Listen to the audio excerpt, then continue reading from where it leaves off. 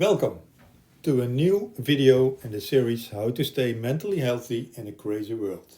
And today we are going to talk about AI, artificial intelligence.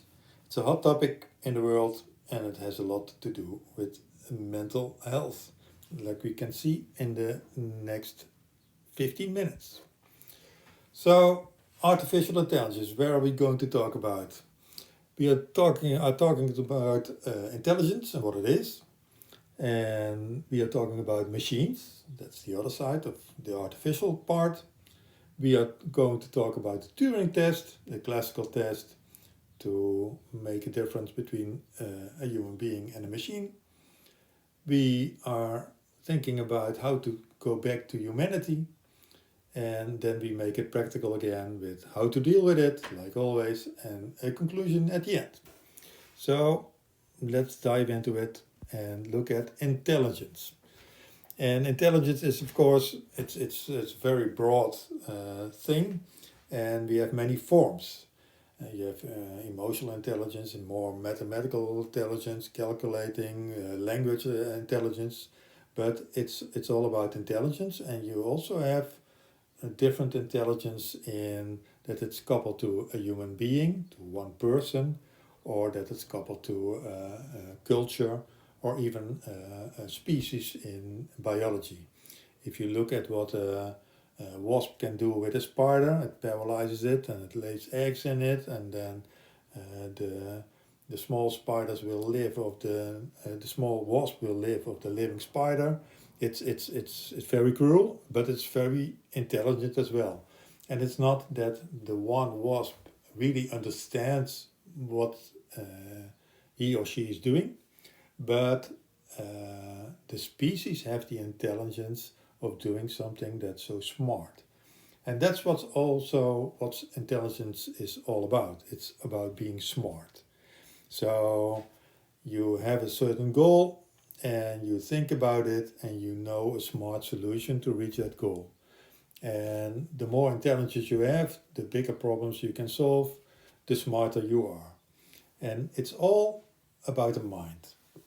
So in human beings, it's about the mind that in individuals is able to solve those problems.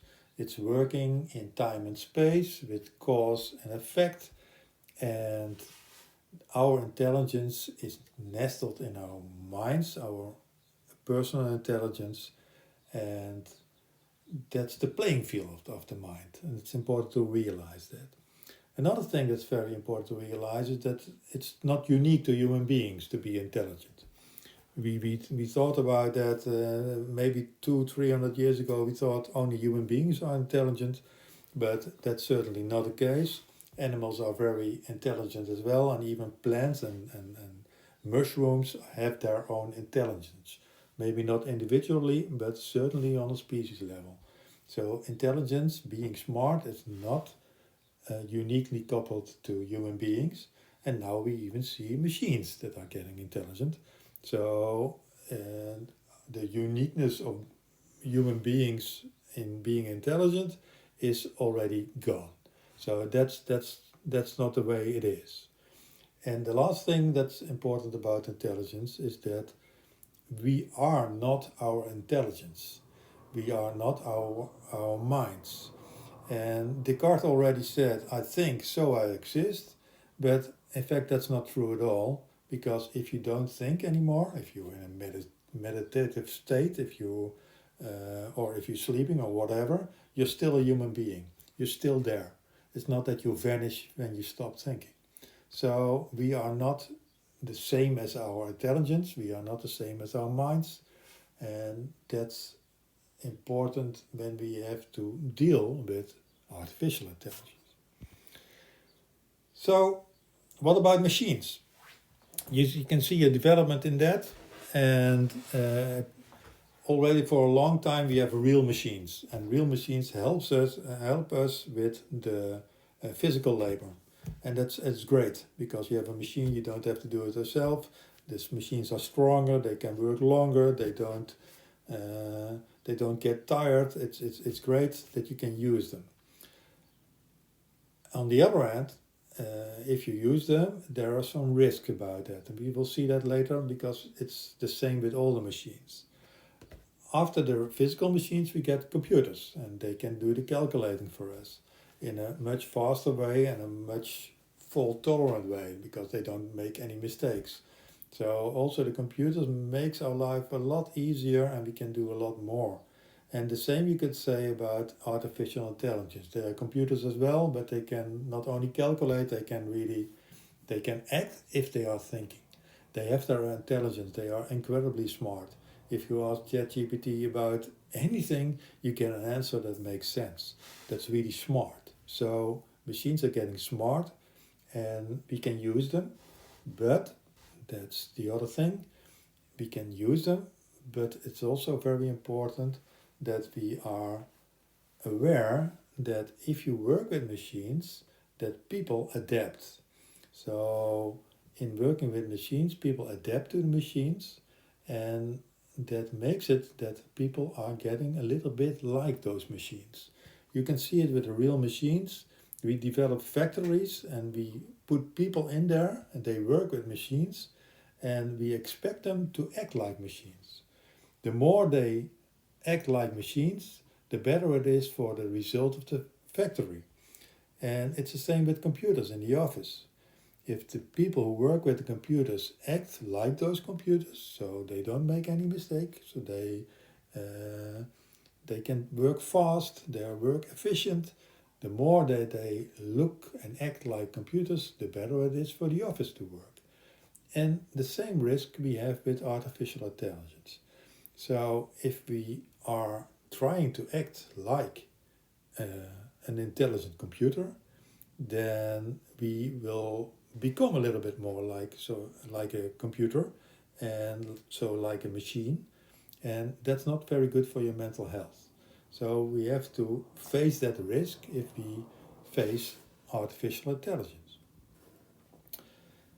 A nice thing to test this is the Turing test. And the Turing test is a test that's developed almost 75 years ago, something like that.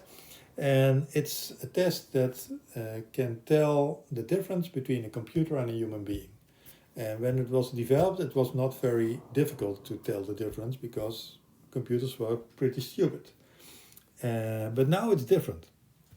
It's even so much different that in almost any case, the computer will be more intelligent than the mind, than the human being. So if you test a computer, if it's a human being or a computer, with your mind, you will always certainly will lose because it's the computer will be so smart that you can't make a difference anymore. And even it's maybe just the other way around, because you get an answer so quickly and so fast that you have to say it must be a computer because a human being is not that smart. And that's completely different from when Turing made the test. But still, it's very important to realize that your mind will probably not be able to make a difference between a computer and a human being. So you need something else. You need something else than the mind. You need a deeper level. And we talked about that in the base videos about the connections, but you need a deeper level that's out of time and space and it's going inside of you, and that deeper level will be able to do a different test. And an example is I've traveled a lot and I went to the African savannah and there I met a lot of wild beasts, wild animals. Elephants, rhinos, buffaloes. And if you meet them and you are outside, you can sense, not see or not argument, but you can sense if there's danger or not.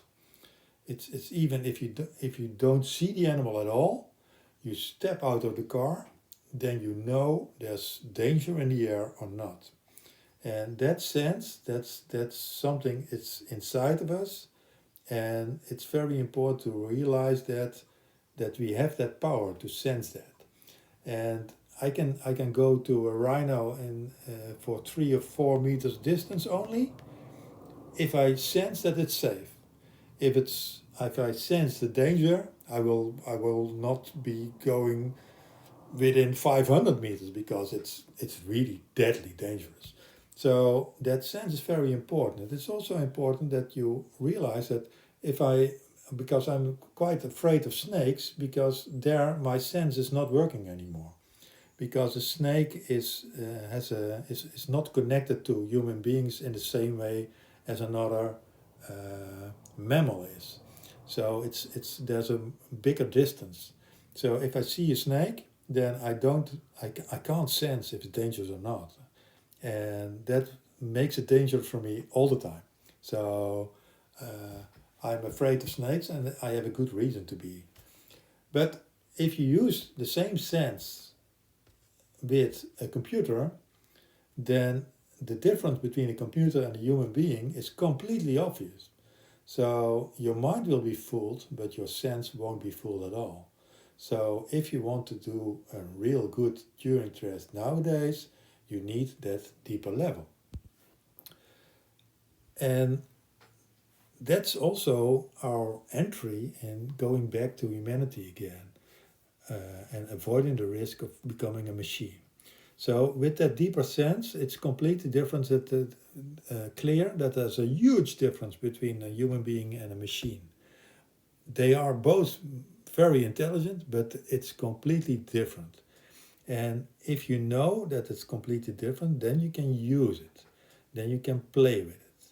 And then you can, in fact, outsource the intelligence, but you can, because you know it's only intelligence, you can outsource that, and you can promote humanity to add that to the intelligence, because the intelligence is not unique at all, but humanity is unique.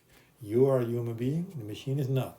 So you can use the fact that the intelligence is something that's inside of you, and you have more than that, you have the deeper sense. You can use that deeper sense to add humanity to the way you act. So let's make that practical. How to deal with that? The first thing is, if you want to deal with artificial intelligence, that you don't compete with it. If you mix up your own identity with your mind, then it's hard not to compete with it. I can see it with specialists in taxonomy. They know everything about identifying moths or beetles, and they are very afraid of artificial intelligence. And they should be, because the artificial intelligence is better. It doesn't forget anything. It has a memory that's incomparable with human beings, and they see patterns better than anything. So it can take longer or a short time, but the machines will compete us in identifying animals, even the smallest ones. It will happen. And if your identity is coupled that I am an expert in identifying, then you will lose to the machine, and that's quite humiliating.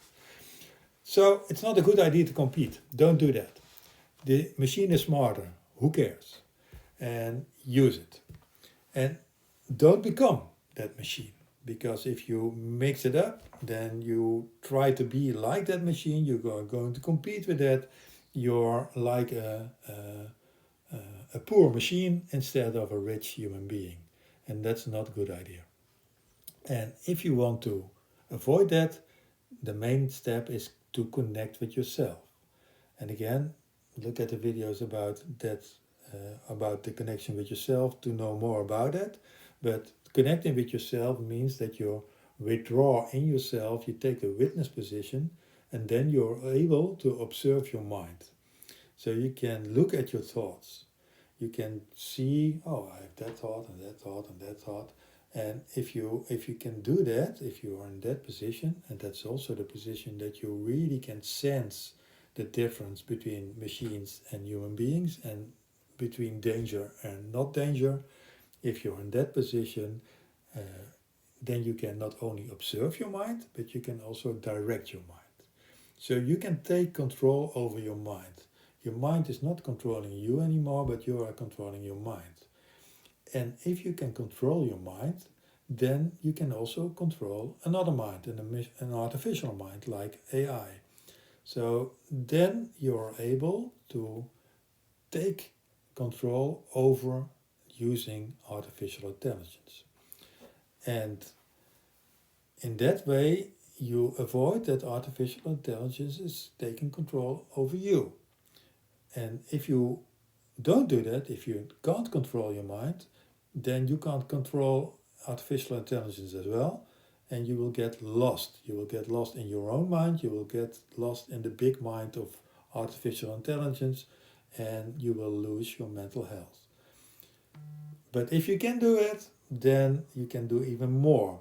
You can add humanity to your mind. And a big example of that is if you follow discussions in social media, often you can't make a real difference between an answer of a human being and of ChatGPT, because they are both trying to be smart. And trying to be smart, we can avoid it more or less. Because if you see something, an opinion, and you want to react, you can think for yourself, you can use your own mind, you can use ChatGPT, and then you have a smart answer. That's okay. You can use the machine or use your own mind. It doesn't make any much difference. But what you can do to make it unique is to add humanity to that answer. So don't react only with a smart answer. Add the things that make humans unique, like empathy, like friendship, like care. All the things that are really important for humans and not for machines at all. And if you're able to do that, then you can have the connection with yourself established and the connection with other people. And that's, we know that the connection with other people, if you really experience that, it's very good for your mental health. So that's how you can deal with that. So what's the conclusion? Artificial intelligence is like a junction, and it's a big thing. It's not something we can ignore. And in that junction, you have two ways. The first way is the dead end of the mind. So if we want to deal with AI only with our minds, it will be a dead end. We want to compete with a machine that will beat us. So we will act like poor machines, like bad machines. And that is not only, it's humiliating, it's bad for your mental health, it's not a good idea. So we have to choose for the highway of humanity. And if you do that, then you can observe your mind, you can direct your mind, and in the same way you can direct artificial intelligence. And that's the way to use them both wisely as a tool, nothing more and nothing less than that, as a very useful tool, and to stay human, because you can add to the mind and to the artificial intelligence the things that really make us unique. And we know what those things are, and that are the things that makes life valuable. So this was it for today. Thank you very much, and see you next time.